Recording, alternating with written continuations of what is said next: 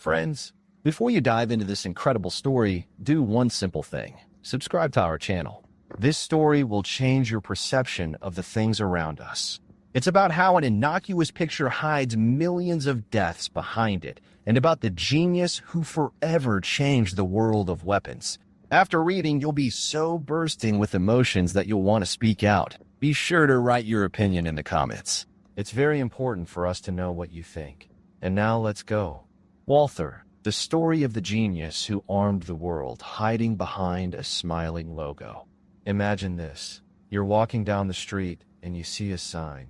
On it, a simple, almost childish font, and next to it, a round, good-natured symbol, reminiscent of a smiley face or the emblem of a good old animation studio.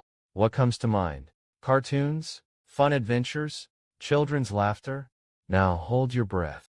This friendly fellow is one of the most efficient and merciless manufacturers of death in human history. Behind this smile lies the cold calculation of engineering genius, the smell of gunpowder, lead, and blood. An enormous number of human lives were ended by products bearing this sign. This is not a studio logo. This is the logo of Carl Walther GmbH. And this is the story of how simplicity is deceptive and genius is always dual-natured. Why did I start with this? Because this is the main paradox that will haunt us throughout this entire saga. The paradox of creation and destruction, embedded in one destiny, one family name, one smiling logo. Buckle up. This will be a long, detailed, and shocking journey. The birth of the patriarch. Metal and fate in the blood. Let's travel back to the 19th century, to the small Thuringian town of Zella. Picture Germany of that era, not a unified, powerful state, but a patchwork quilt of duchies and kingdoms. It's a world where crafts are passed down from generation to generation, where a family name means no less than fortune, and skill is valued above loud titles. And in this world, in the year 1858, on the 22nd of November, a boy named Carl Wilhelm Freund Walther is born. His very name is an omen. He is a child of metal. His father was a caster in copper and iron. From early childhood, Carl didn't just see how metal melted, he felt its soul. He understood how a red-hot, shapeless mass could be forged into a useful thing, a work of art or a weapon. But fate handed him the second piece of the puzzle. His mother was from a family of gunsmiths.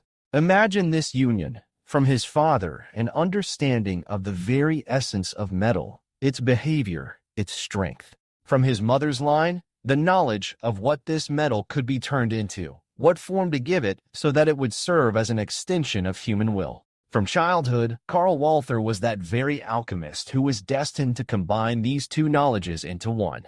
But a genius is not born a genius outright. First apprenticeship, and he follows in his mother's footsteps, going to work for other masters. And not for just anyone, but at the Mauser rifle factory. This is a crucial moment. Mauser was already a synonym for reliability, quality, and cutting-edge engineering thought. It was the best school in the world for a young, ambitious gunsmith. He wasn't just learning to make parts. He was learning how to build a business, understand the market, and see how a world-class production facility worked. The years of apprenticeship passed. And then, at the age of 28, having gained experience and presumably saved some money, Carl Walther took that very step that changed everything. He opened his own gun shop in his native Zella. The year was 1886. Economic background and analysis. Late 19th century. What was Germany like in 1886? This was a period of incredible industrial boom, known as the Grunderzeit. After the unification of Germany under Prussia, the country was turning into an industrial giant. Railways were being built, factories were growing, and the steel industry was developing. But what's important for our story, this was also a period of growing nationalism and militarization. The German Empire, led by Kaiser Wilhelm II, was actively building up its military power, seeking its place in the sun alongside Great Britain and France. The demand for weapons was colossal, both from the army and from the growing middle class, which was fond of hunting and sport shooting. This was the perfect storm for a business like Walther to appear. He didn't just open a shop. He caught the wave. He started by producing hunting weapons and sporting rifles of the Martini system, and they turned out to be so high quality, so excellent, that demand soon exceeded the capabilities of the small workshop. He had to hire his first workers. A legend was being born, built on thoroughness, quality, and innovation. And then a story worthy of a Hollywood film. Carl gets married, but he doesn't marry just anyone. He marries Minna Pickert. And who is her father? Christian Pickert, the owner of a firm producing revolvers. Do you see the genius of this move? This is not just a marriage for love. This is a strategic alliance, a union of two gunsmithing dynasties. From the Pickerts, Walther gained not only a wife, but also invaluable connections, technologies, and possibly a client base. This was a business move that predetermined the company's future for decades to come. And the family, Carl and Minna, had 5 sons. And 3 of them, Fritz, George, and Eric, would later join their father's business. The Walther dynasty was secured. The firm became a true family business, where the secrets of the craft were passed from hand to hand, from father to sons. The era of pistols. From Model 1 to Model 9 evolution in metal. The 20th century arrives. A century of upheavals, a century of technology, a century when personal firearms begin to transform from an attribute of an officer or aristocrat into a mass product. And Carl Walther, with his eldest son Fritz, sensed this trend. Their goal is to create not just a revolver, but a self-loading pistol, the weapon of the future. And in 1908, their firstborn saw the light of day. Today we know it as the Walther Model 1. Back then, it had a much more pompous name, Deutsche Selbstladepistole Walther, caliber .635. Sounds solid, doesn't it? Let's pause and imagine what this weapon was like. A small, almost elegant pistol for the low-powered .635 Browning cartridge. Its operation was based on simple and reliable blowback action. The magazine held 6 rounds. This was not a military monster, but an elegant ladies' or pocket pistol for the self-defense of wealthy gentlemen.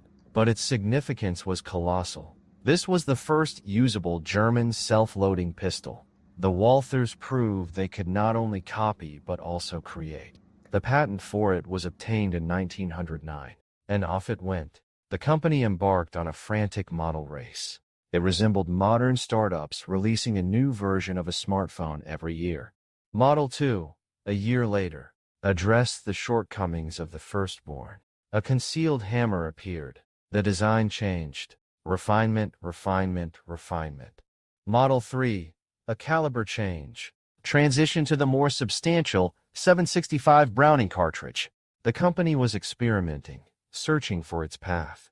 Model 4, and here comes the first major success. This pistol turned out to be so successful that it began to be purchased not only by private individuals, but also by the police and the military. An increased magazine capacity of 8 rounds, reliability proven over time. This was a breakthrough.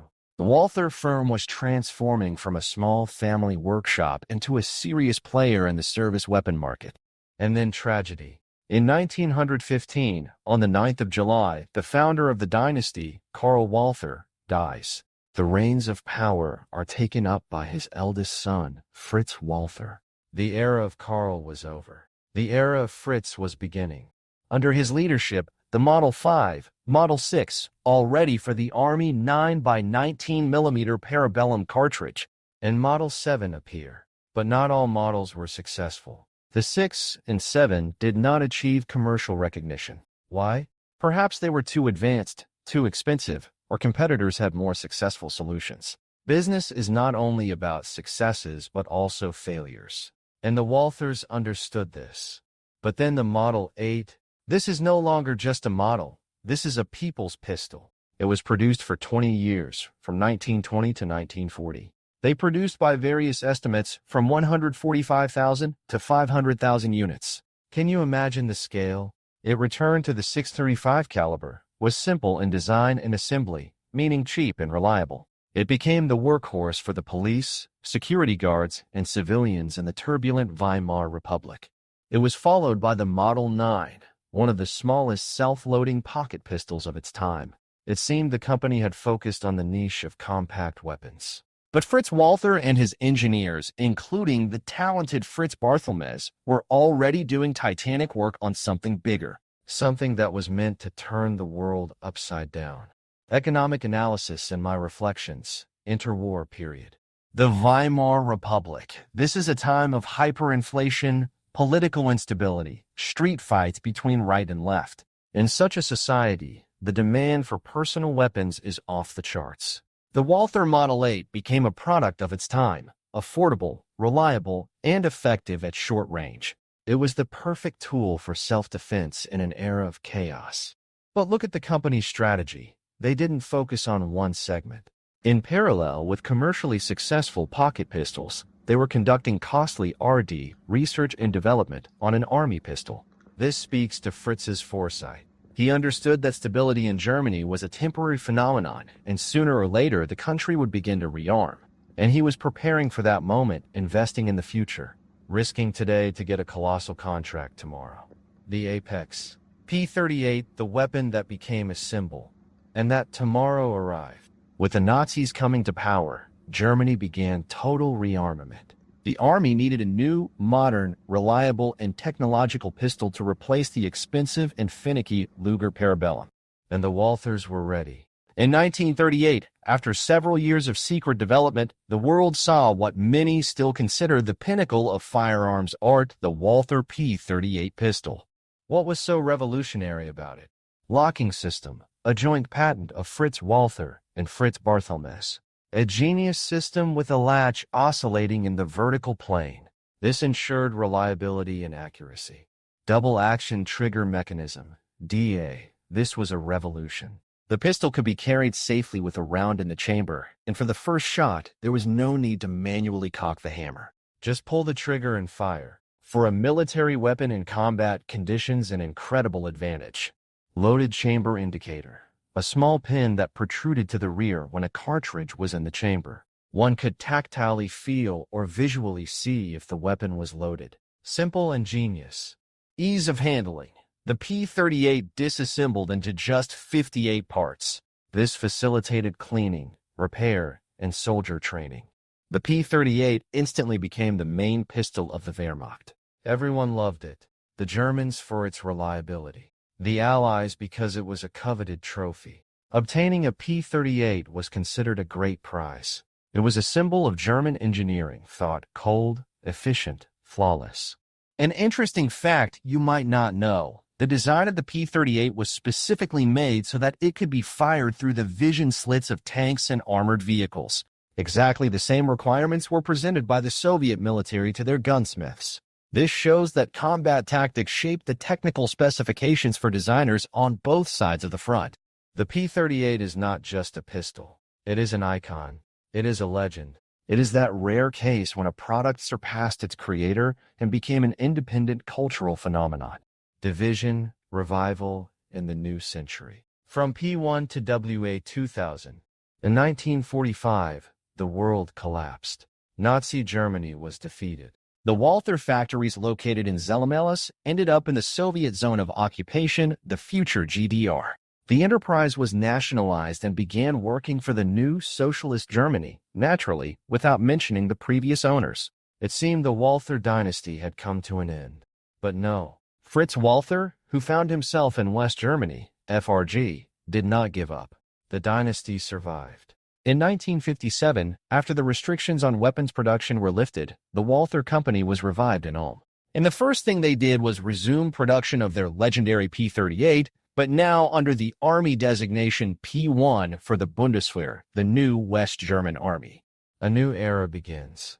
The company, in addition to military orders, actively develops two directions: sporting and hunting weapons. Those very rifles with which it all started under Carl once again became a hallmark. High precision, impeccable quality. Pistols for police and special units. New models appear, such as the famous PPK, which later became James Bond's weapon, P5, P88, and finally, the iconic P99 series, which is still in use today. But there was one project that became a symbol of engineering power and commercial failure. We are talking about the WA-2000 sniper rifle. Walther Automat 2000. This weapon of futuristic appearance, resembling an artifact from a science fiction film. Modular design, 2 interchangeable barrels, incredible accuracy. But it was too good and too expensive to produce. Only about 176 units were ever made. Today, the WA 2000 is the holy grail for collectors, costing hundreds of thousands of dollars. It proved that Walther was capable of creating something ahead of its time, even if it was economically impractical. Fritz Walther led the company until 1966, more than 50 years. He became a living legend, received the Diesel Medal, but refused the Federal Cross of Merit, perhaps due to his complex character or unwillingness to be a public figure. His son, Carl, continued the business. And in 1993, something happened that happens to many family businesses in the era of globalization. The company Carl Walther GmbH became part of the large weapons holding company Umarex. The era of the Walthers as owners ended, but the era of the Walther brand did not end. It is alive and well today, producing high-class weapons, carrying within it the genes of the founder, the genes of metal, precision, and the dual nature of creation and destruction. The smile and the steel, the eternal paradox. So who are the Walthers? Geniuses who gave the world examples of engineering perfection, or merchants of death, who facilitated the killing of hundreds of thousands of people? The answer, as always, lies in the middle. They are a product of their era. They responded to the demands of the time, first hunters and sportsmen, then the police and the army. They were businessmen who wanted to succeed in their field. And they succeeded, creating products that became the benchmark. That smiling logo, it's as if it's telling us, yes, we create tools of death, but we do it with soul, with elegance, with a striving for perfection. This is the main paradox. Cold steel and a warm, almost human smile. Creation and destruction, a life dedicated to metal and the death that this metal brings. The history of Walther is the history of the 20th century in miniature, with all its ups and downs, wars, peace, technological breakthroughs, and moral dilemmas. It is a story that shows that behind the simplest and kindest sign can lie an abyss of complexity. Well, friends, have you read it? What feelings are you left with? Pride in the genius of engineering? Or the heaviness of realizing what this genius was used for? Or maybe both? Write in the comments. Your opinion is very important to us, because this topic leaves no one indifferent. Let's discuss. And of course, if you're not with us yet, subscribe to the channel. We have many more such deep, shocking, and intriguing stories ahead. Stories that make you think. Stay with us.